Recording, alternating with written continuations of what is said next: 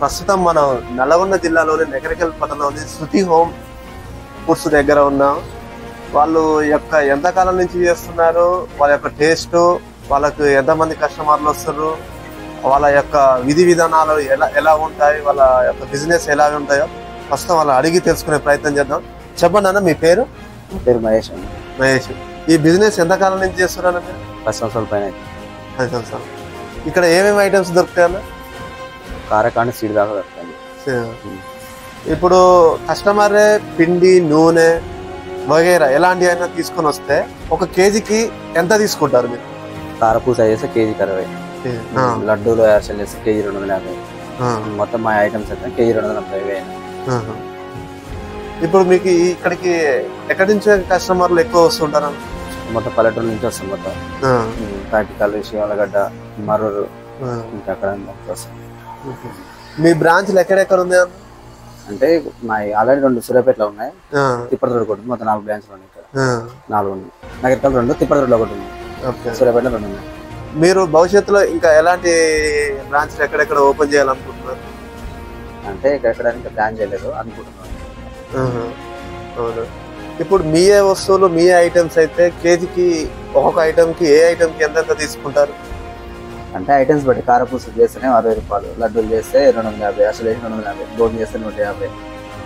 మీ items అయితే అంటే వాళ్ళు తెచ్చుకుంటాం. మా చేస్తే మొత్తం ఏ అయినా 200 రూపాయలు కేజీ జ్యోతిలోకి ఇస్తాం. ఏదైనా ఒకటే రేటుగా కేజీ 200. అర్చలైనా, కారపప్పులైనా, ఏదైనా 200 రూపాయలు కేజీ. ఓకే.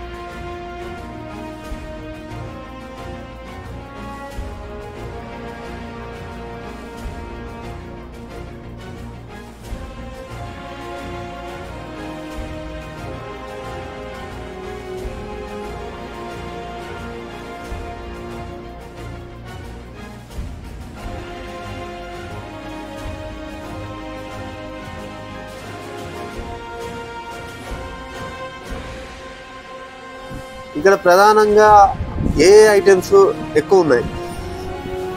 అంటే ఎక్కువ సేలింగ్ అంటే లడ్డూలు, అరిసెలు, కట్టెగారెలు, చిక్కడి ఎక్కువ సేల్ ఉంటుంది.